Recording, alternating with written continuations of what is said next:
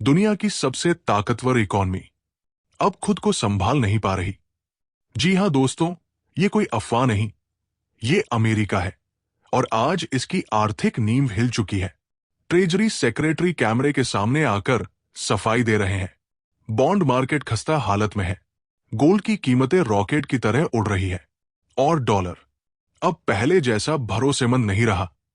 अब सवाल उठता है, क्या अमेरिका के सामने 2025 में एक नई मंदी का खतरा मंडरा रहा है? क्या दुनिया एक और फाइनेंशियल रीसेट की ओर बढ़ रही है?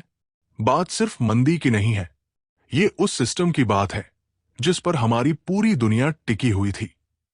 अमेरिका का ट्रेजरी बॉन्ड, जिसे अब तक सबसे सुरक्षित निवेश माना जाता था, अब 5% की यील्ड पार कर चुका है। इसका मतलब सीधा है, बाजार को अब खुद अमेरिका पर भरोसा नहीं रहा। और डरावनी बात यह है कि अमेरिका के ये बॉन्ड्स अब कोई खरीद ही नहीं रहा। जैसे ही ये खबर फैली, स्कॉट बेसेंट सामने आए और एक नया प्लान बताया। बोलने में आसान, लेकिन अंदर से खतरनाक। अब सरकार कह रही है, बैंक ही सरकार को लोन दे। मतलब बैंकिंग सिस्टम से कहा जा रहा है, तुम्हारे पास जो भी पैसा है उससे हमारे बॉन्ड खरीदो। अब सोचिए, अगर बैंक इन बॉन्ड्स में फंस गए और बाजार और गिरा, तो 2008 जैसा बैंकिंग क्रैश फिर से लौट सकता है। अब अमेरिका के पास दो ही रास्ते हैं, या तो डॉलर छापे, जिससे महंगाई और डॉलर दोनों कमजोर होंगे, या फिर ब्याज दरें बढ़ाए, जिससे इकॉनमी और ज्यादा धीमी हो जाएगी। मतलब दोनों ही रास्ते घाटे के सौदे हैं। और जब हालात बिगड़ते हैं, दुनिया दौड़ती है गोल्ड की ओर। आज भी यही हो रहा है। गोल्ड की कीमत $3,200 प्रति ऑन्स पार कर गई है और कुछ एक्सपर्ट्स तो कह रहे हैं 2026 तक ये $4,000 भी पार कर सकता है। क्यों? क्योंकि लोग अब कागजी नोटों पर भरोसा नहीं करते। और अब आते हैं असली खिलाड़ी पर। चीन। चीन ने चुपचाप लेकिन बड़े स्तर पर गोल्ड खरीदना शुरू किया है। अब वो अपने लोगों से कह रहा है, डॉलर को भूल जाओ, गोल्ड लो। मतलब अब ये सिर्फ ट्रेड वॉर नहीं, ये एक करेंसी वॉर, एक फाइनेंशियल वॉर है।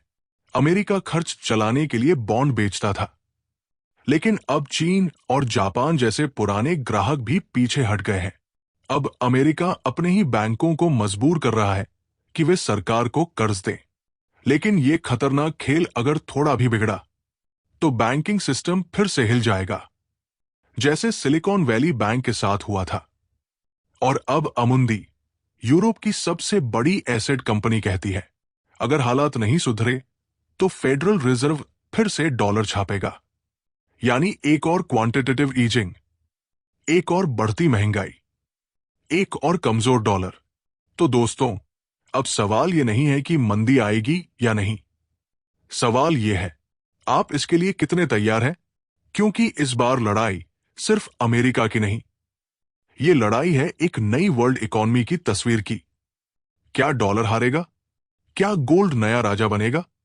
क्या एशिया नया इकोनॉमिक सेंटर बनेगा? जवाब धीरे धीरे सामने आ रहे हैं।